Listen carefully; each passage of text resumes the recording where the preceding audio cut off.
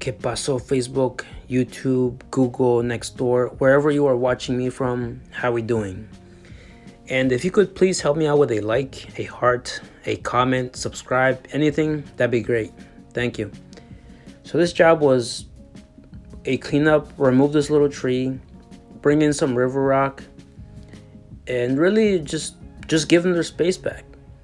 According to the homeowner, this landscape was professionally done about 10 plus years ago. So it was just time to really just to make everything look nice again, how it once was. As you can see, all the erosion was crazy.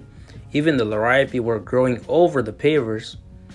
And then at the end, what we did was just transplant the liriope and just make everything a little more uniform, make it look nice. As right here, just getting things ready, putting down the rock, finishing up, and then just wash down the rock, clean up everything. And then also what we did was trim just a little bit off of the boxwoods, and voila, high level baby. I'm out. Let me know what you think. Thanks.